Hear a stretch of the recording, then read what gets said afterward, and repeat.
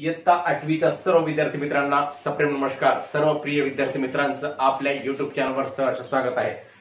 तर बेटा, परिमेय व अपरिमेय संख्या या पाठातील सराव संच 1.3 आपल्याला या व्हिडिओमध्ये शिकायचा आहे। अतिशय सोपा भाग आहे, आपल्या सर्वाला हा भाग येत असेल।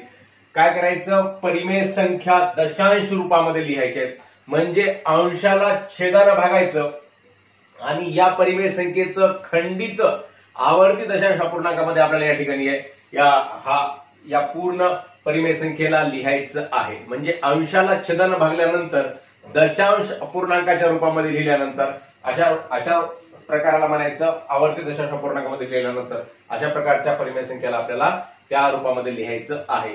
यामध्ये 5 उदाहरणे आहेत, हे 5 उदाहरण आपल्याला या ठिकाणी सोडवायचे आहेत। तर पहिलं उदाहरण आहे 9/36, म्हणजे या 9ला 37 ने भागल्यानंतर बाकी शून्य याच्यापर्यंत आपल्याला या ठिकाणी भागायचं आहे। मग कसं भागायचं बेटा, 9 आहे या ठिकाणी आणि याला 37 ने भागायचं आहे, 37 ने। मग 9ला 37 ने भागताना 9ला भाग जात नाही, 9 ही संख्या 37 पेक्षा लहान आहे म्हणून सुरुवातीला शून्यचा भाग दिला आणि इथं शून्यचा भाग दिल्यानंतर शून्य वजा केलं तर काय राहते बेटा, 9 मधून शून्य गेले 9। मग शून्याचा भाग दिल्यानंतर या ठिकाणी आपल्याला दशांश चिन्ह घ्यायचं आणि दशांश चिन्ह घेतल्यानंतर या 9च्या पुढे आपल्याला शून्य घेता येतात। कुठपर्यंत शून्य घ्यायचे, जोपर्यंत बाकी आपली शून्य येणार नाही तोपर्यंत आपण याला भागायचं। मग शून्य घेतलं, 37 एक 37, 37 दोन्ही 74 होतात, 37 दोन्ही 74। 2चा भाग होतो बेटा, 10 मधून 4 गेले, 6 राहिले आणि इतर राहिल्या 9 मधला 1 इकडे गेला, 10 झाले होते, इतर राहिला 8, 8 मधून 7 गेला, 1 राहिला। आता इतर राहिले 16। मग 16च्या पुढे सुद्धा भाग जात नाही, मग परत अजून एक काय केला आपण या ठिकाणी शून्य लिहिला। मग झाले किती, 160 झाले। 160ला मग आता आपल्याला 37चा पाडा आपण इथं तयार करूयात। 37 गुणिले 1 बरोबर 37, 37 गुणिले 2 बरोबर आहे 74, 37 गुणिले 3 बरोबर आहे 111, 37 गुणिले 4 बरोबर आहे 7 चौक 28 ला 8 48 2 4 त्रिक 12 2 14, 148। 37 गुणिले 5 3 5 15 7 5 35 म्हणजे 185। 37 गुणिले 6 7 सक 42 ला 2 हात 4 4 3 सक 18 4 22, 222। 37 गुणिले 7 बरोबर आहे 7 7 49 हात 4 7 त्रिक 21 21 आणि 4 25, 259। 37 गुणिले 8 148च्या दुप्पट, 150 दोन्ही 300 म्हणजेच 296।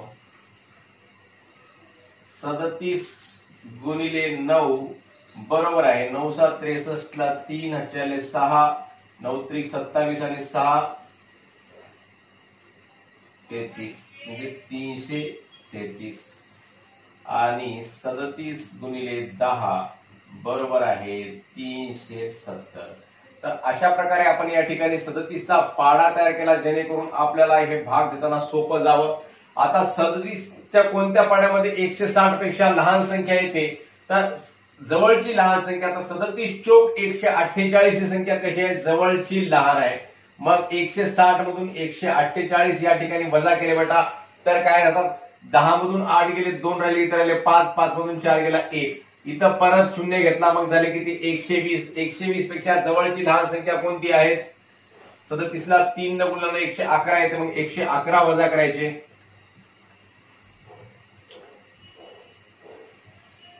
मग 10 मधून 1 गेला, 9 राहिले, इतर राहिला किती, 10 मधून 1 गेला, 9 राहिले, इतर राहिला 1, 1 मधून 1 गेला 0। आता परत बघा बेटा, इथं जे 9ला इथं 0 होतं तेच या ठिकाणी परत आलेलं आहे, म्हणजे आता या ठिकाणी 0 लिहिलं तर आता याचा परत काय होते, हाच भाग जातो। 90 आल्यानंतर 37 दोन्ही 74, 10 मधून 4 गेले 6, इतर राहिले 8, 8 मधून 7 गेला 1, आता इथं पुढे अजून शून्य काय होतात, 160 होतात। मग अजून परत याला भागात अजून काय कितीचा भाग जातो, अजून 4चा भाग जातो, 148, 10 मधून 8 गेले 2, 5 मधून 4 गेला 1, परत 0, परत मग अजून कितीचा भाग जातो 3 चा भाग जातो 111, 10 मधून 1 गेला 9 आणि 1 मधून 1 गेला 0, इथं अजून परत 0. म्हणजे हे कितीही वेळेस जरी भागलं तरी या अपूर्णांकाची या काय होईल, या पूर्ण संख्येची जी पुनरावृत्ती होत आहे ती पुनरावृत्ती अशीच होत राहील. म्हणून 9/37 बरोबर आहे 0.243243 असं कितीही वेळेस 243 ह्या संख्यांची काय होईल, पुनरावृत्ती होईल. याला म्हणायचं आवर्ती दशांश. आवर्ती दशांशामध्ये हा भागाकार आपल्याला या ठिकाणी आलेला आहे. मग अशा वेळेस काय करायचं बेटाला, कसं दाखवायचं, तर 0.243 याची पुनरावृत्ती होत आहे. 243 या अंकांची पुनरावृत्ती पुन्हा पुन्हा हेच अंक येत आहेत या भागाकारामध्ये. किती वेळेस जरी भागाकार केला, सकाळपासून संध्याकाळपर्यंत केला तरी आपल्याला हेच उत्तर येत राहील 243 243 243. यामध्ये काहीही फरक पडणार नाही. म्हणून असं करायचं 0.243 243 याची पुनरावृत्ती इथं होत आहे. तुम्हाला समजावं म्हणून इथं पूर्ण मी डबल भागाकार घेतला आणि त्यानंतर पुढे 0.243 आणि यावर ज्या अंकांची पुनरावृत्ती होत आहे, समजा एकाच अंकाची पुनरावृत्ती होत असेल त्यावर असा टिंब द्यायचा असतो. समजा 3ची पुनरावृत्ती होत आहे समजा, तर इथं टिंब द्यायचा असतो एकाचा. याला म्हणतात आवर्ती दशांश अपूर्णांक.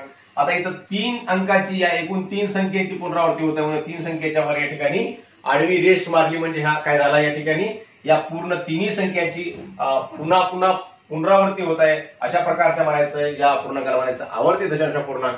मग आवर्ती दशांश अपूर्णांकामध्ये या ठिकाणी आपल्याला हे उत्तर आलेलं आहे. एकतर उत्तर आवर्ती दशांश अपूर्णांकामध्ये येते किंवा खंडित दशांश अपूर्णांकामध्ये येते. खंडित केव्हा येते, जेव्हा 0 बाकी येते तेव्हा त्याला म्हणायचं खंडित दशांश अपूर्णांक. आणि एखाद्या अंकाची पुनरावृत्ती एखाद्या 1 2 3 4 5 अंकांची कोणत्याही कितीही अंकाची जर पुनरावृत्ती त्या भागाकारामध्ये होत असेल, त्या दशांश अपूर्णांकामध्ये होत असेल, तर आपल्याला त्याला आवर्ती दशांश अपूर्णांकामध्ये उत्तर आलं असं म्हणता येते. आता दुसरी संख्या आहे 18/42. आता आपल्याला 18ला या ठिकाणी 42 न भागायचं आहे. 18/42. इथं सुद्धा 18 ही संख्या कशी आहे, 42 पेक्षा लहान आहे, छोटी आहे. मग कितीचा भाग जातो, 0चा भाग द्यायचा, वजा 0 0 करायचं. 18 मधून 0 गेले तर किती राहतात, 18 राहतात.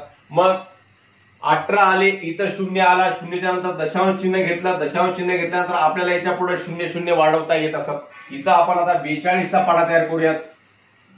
42 गुणिले 1 बरोबर 42, 42 गुणिले 2 बरोबर आहे 84, 42 गुणिले 3 बरोबर आहे 126, 42 गुणिले 4 बरोबर आहे 168, 42 गुणिले 5 बरोबर आहे 210, 42 गुणिले 6 बरोबर आहे 252, 42 गुणिले 7 बरोबर आहे 294, 42 गुणिले 8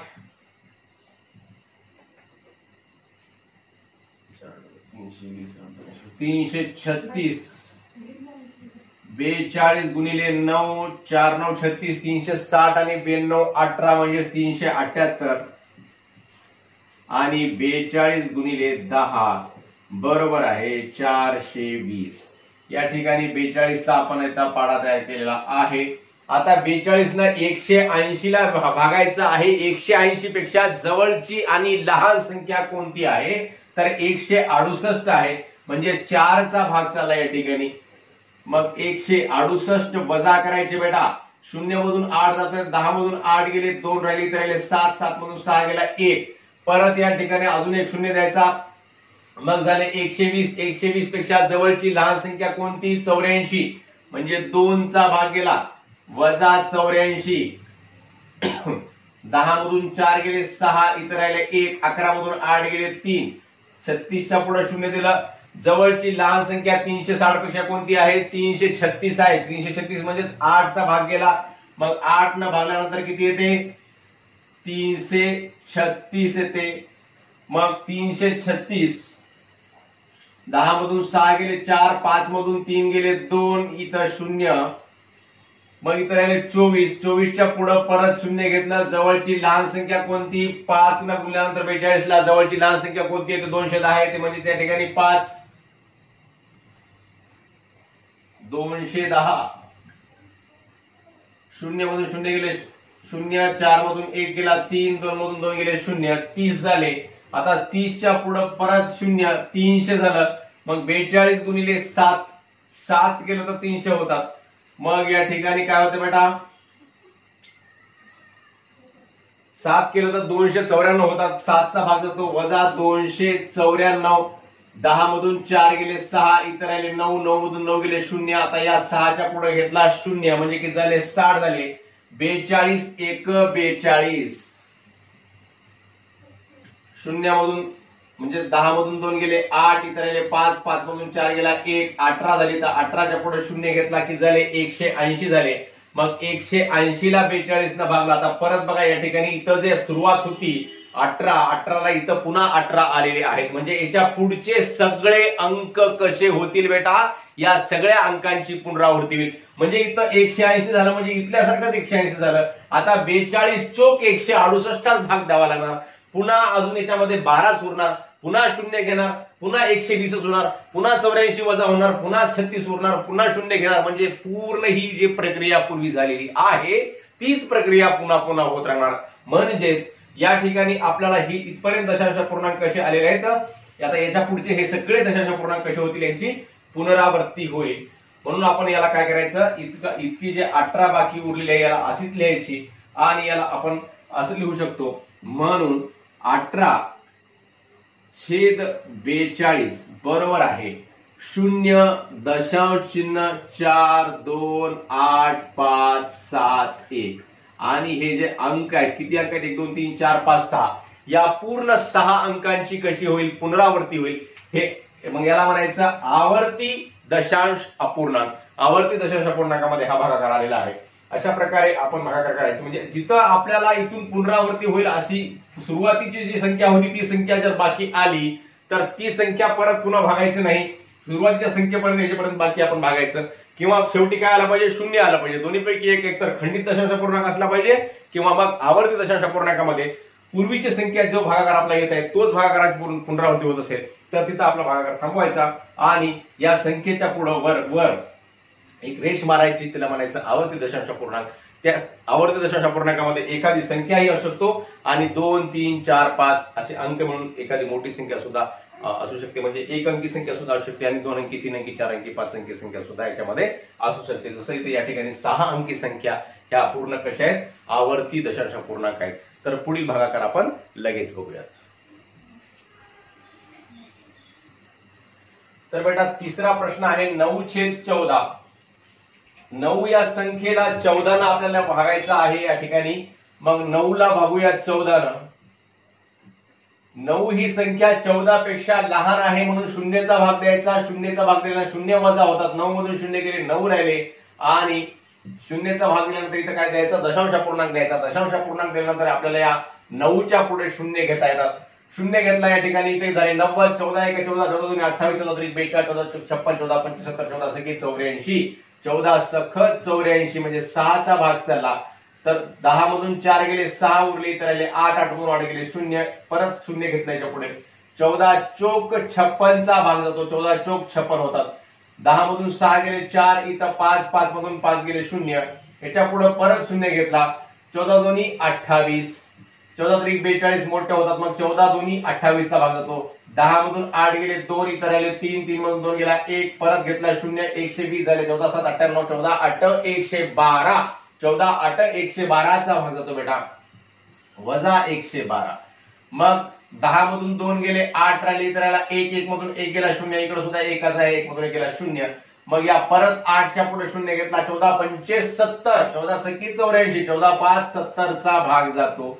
मग 70 वजा केले, 0 मधून 0 गेले 0 आणि 8 मधून 7 गेला 1, परत झाले 10, 10च्या पुढे परत शून्य घेतला, 14 7 98, 14 7 या ठिकाणी किती झाले 98 झाले। मग 98 झाल्यानंतर वजा 98 करायचं, 10 मधून 8 गेले 2, इतर राहिले 9, 9 मधून 9 गेले 0, परत या ठिकाणी शून्य घेतला, मग 14 1 14, 14 एक 14, मग 10 मधून 4 गेले 6 उरले, इतरांना 1 1 मधून 1 गेला 0. आता परत या 6 ला जर भागलं तर 6 ला भागल्यानंतर किती येते बेटा 14. 6 ला इथं बघा, इथं 6 आलं होतं आणि 6 ला भागल्यानंतर 6च्या पुढे 0 घेतल्यानं किती झालं 14 चौक 56.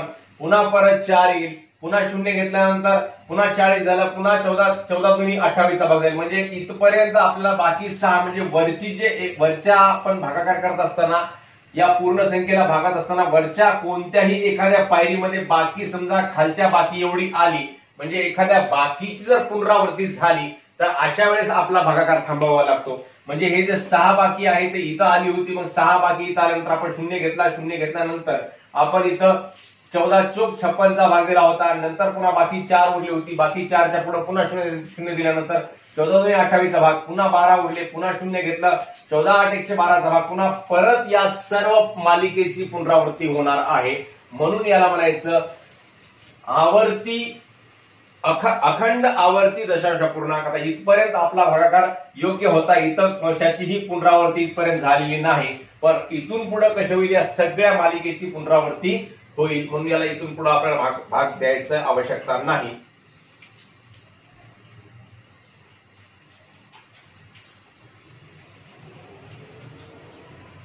म्हणून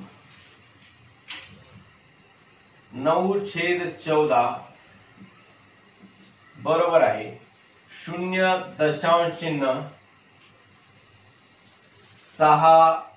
4 2 8 5 7 1. आता याच्यामध्ये इथं 9 ला भागला तेव्हा 6चा भाग गेला होता, तो 6चा भाग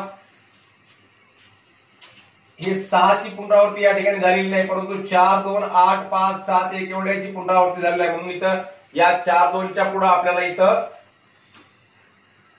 वर आडवी रेष मारायची आहे, जेणेकरून याच अंकाची इथून पुढे पुनरावृत्ती होईल. म्हणून या अंकाच्या वर आपण रेष मारली, 6 वर रेष मारलेली नाही बेटा, लक्षामध्ये घ्या. 6ची इथं पुनरावृत्ती होणार नाही. 14 चौक 56 म्हणजे 4 पासून परत सुरू होते, 4 होतात, पुन्हा 2 येते, पुन्हा 8चा भाग जाईल, पुन्हा 5चा जाईल, पुन्हा 7चा जाईल, पुन्हा 1चा जाईल, परंतु 6चा भाग इथं जाईल का 6चा भाग जाणार नाही. म्हणून आपण इथे रेष 6 वर मारलेली नाही, हे लक्षामध्ये घ्या.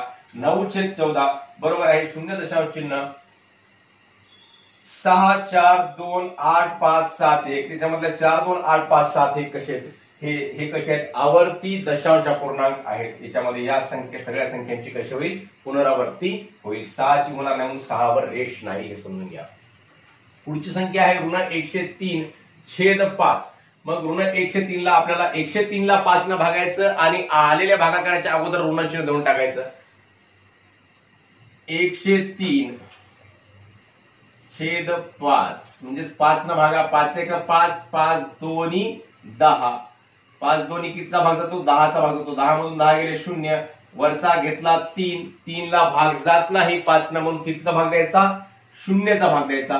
0चा भाग दिल्यानंतर किती उरतात, मग 0चा भाग दिल्यानंतर 3 मधून 0 गेले 3 आणि 0 मधून 0 गेले 0. मग आता आपल्याला इथं शेवटी एकतर 3 आलं पाहिजे किंवा वर दशांश अपूर्णांकामध्ये आवर्ती दशांश अपूर्णांक आला पाहिजे. मग इथं काय करायचं दशांश चिन्ह द्यायचं आणि दशांश चिन्ह देऊन इथं काय करायचं मग या 3च्या पुढे 0 घ्यायचं. म्हणजे किती होतात मग 5 सख 30, 5 5 25, 5 सख 30 वजा 30 बरोबर आहे. 30 मधून 30 गेले किती राहिले मग 0 राहिले. म्हणून ऋण 103/5 बरोबर आहे. इथं ऋणाचं चिन्ह आहे बेटा, म्हणून काय लिहून टाकायचं सरळ सरळ वजा 20.6 हे याचं उत्तर आलेलं आहे. आपल्याला शेवटची संख्या या ठिकाणी करायची आहे. शेवटचं गणित ऋण 11/13 पाचवं गणित आहे. ऋण 11/13 बरोबर आहे. तर बेटा ऋण 11 ला 13 न भागायचं आहे. आपण काय करू 11 ला 13 न भागूयात आणि शेवटी नंतर आपण ऋण चिन्ह देऊन टाकूयात. तिथल्यासारखंच आपण करूयात. 11 ला या ठिकाणी 13 न भागायचं आहे. 11 ला 13 न भागताना 11 ही संख्या 13 पेक्षा लहान आहे आपणास माहित आहे. मग सुरुवातीला कितीचा भाग जाईल 0चा भाग जाईल. मग 0 0 वजा केलं तर 11 मधून 0 वजा केलं तर किती राहतात 11 राहतात. आणि मग इथं दशांश चिन्ह घेतला, दशांश चिन्ह घेतल्यानंतर काय करता येतं, शून्य घेता येतात. मग 110 झाले, 13 5 65, 13 6 78, 13 7 91, 13 8 104, 8 चा भाग गेला, 13 8 104. मग 104 या ठिकाणी वजा केले, 104 वजा केल्यानंतर 10 मधून 4 गेले, 6 उरले, इथं राहिले किती, शून्य राहिला. मग शून्यामधून शून्य गेले, शून्य. मग इथं 6 झालं बेटा. मग 6च्या पुढे काय करायचं, शून्य घ्यायचं, 13 1 13, 13 2 26, 13 3 39, 13 चौक 52, 13 चौक 52, 4 चा भाग जातो, 13 चौक 52. मग 52 वजा केले, 10 मधून 8 2 गेले, 8 उरले, 5 मधून 5 गेले, शून्य उरले, 8च्या पुढे शून्य घेतला, किती झाले बेटा, 80 झाले, 13 5 65, 13 सख 78 झाले या ठिकाणी, 13 सख 78. मग 80 मधून इथं 78 गेले तर 2 उरले, इथं शून्य, 10 मधून 8 गेल्यानंतर इथं उरले शून्य. मग 2च्या पुढे परत शून्य, 13 1 13, 1 चा भाग गेला, वजा 13. मग 10 मधून 3 गेले, 7 उरले, 1 मधून 1 गेला, शून्य, 7च्या पुढे शून्य, 13 5 65, 5 चा भाग परत जातो या ठिकाणी, 13 5 65, 10 मधून 5 गेले, 5 6 मधून 6 गेले, शून्य, 5च्या पुढे परत शून्य घेतला, की झाले 50 झाले बेटा. 13 1 13, 13 2 26, 13 3 39. आता या 50 ला इकडे भागूयात आपण. 13 3 39, 3 चा भाग जातो, 13 3 39. 50 मधून 39 वजा केले तर किती उरले बेटा, 11 उरले या ठिकाणी. मग 11 उरल्याने या ठिकाणी सुरुवातीला जे 11 होते तेच 11 परत आलेले आहेत. मग आपल्याला या पूर्ण संख्यांची काय होत आहे या ठिकाणी, आता इथून पुढच्या संख्यांची पुनरावृत्ती होईल. म्हणून आपल्याला हे पूर्ण संख्या इथं या पूर्ण संख्यांची पुनरावृत्ती होईल. म्हणून या पूर्ण संख्यांची पुनरावृत्ती होत असल्यामुळं याला आपल्याला असं लिहिता येते, म्हणून ऋण 11/13 बरोबर आहे 0.8 4 6 1 5 3. म्हणजे 11 ला 13 ने भागल्यानंतर जे आपली इथं प्रक्रिया सुरू झाली तशीच प्रक्रिया याची इथून पुन्हा पुन्हा याची पुनरावृत्ती होईल. परत याच्या पुढे 8 येईल, 4 येईल, 6 येईल, 1 येईल, 5 येईल, 3 येईल. जसं आपण पहिल्या उदाहरणामध्ये तुम्हाला करून दाखवलं होतं तीच प्रक्रिया पुन्हा पुन्हा होईल. म्हणून या सगळ्याच्या अगोदर काय वर काय लिहायचं, अशी रेष मारायची आणि इथं ऋण लिहून टाकायचं, म्हणजे ऋण 11 ला भागलं होतं. म्हणून ऋण 0.8 4 6 1 5 3 अशा प्रकारे आपल्याला हा आवर्ती दशांश येईल. आवर्ती दशांश पूर्णांकामध्ये अशा आपण या ठिकाणी 5 उदाहरणं सराव संच 1.3 मध्ये सोडवलेले आहेत. आपणा सर्वांना हा भाग समजला असल्यास आणि आवडला असल्यास नक्की आपल्या मित्रांना शेअर करा व व्हिडिओवर लाईक व कमेंट सुद्धा अवश्य करा. धन्यवाद. जय गुरु.